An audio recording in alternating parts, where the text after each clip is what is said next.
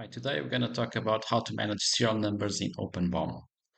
So serialization is common in some industries when you want to, besides tracking your as design or engineered product, you also want to track what you deliver to your customers. You need to trace it and track it.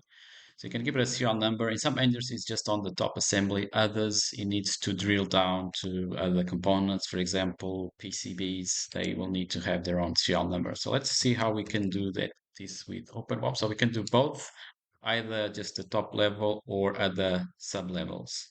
So the first thing to start is creating a catalog for your serial numbers and set up a part numbering schema for your serial number.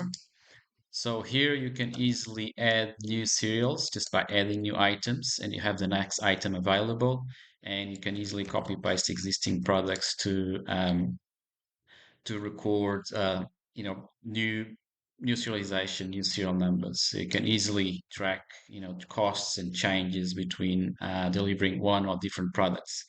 You can also associate the bill of material directly to the product, even at different revision levels. So notice that this PCB was tracking as revision one. That was the first serial number, and this would be revision one of it.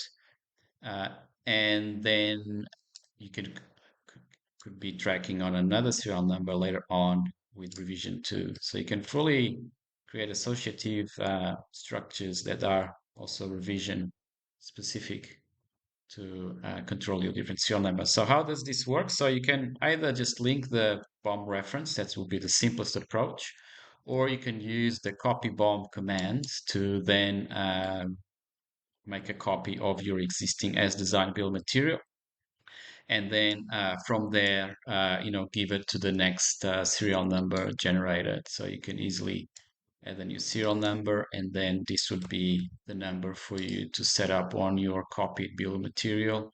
So you have it serialized and specific. So you could then see this sort of visualization. For example, if you want to see an existing product that was already serialized, for example, that one was serialized, you can go into where used, and you can see full its where used information. So the top level SN03 and a sub level serial number. So you can fully see this as for your product records, for your serial numbers. You can trace down and understand, how this product was shipped to your customers and which serial numbers. Thank you. I hope you enjoyed this video. Thanks.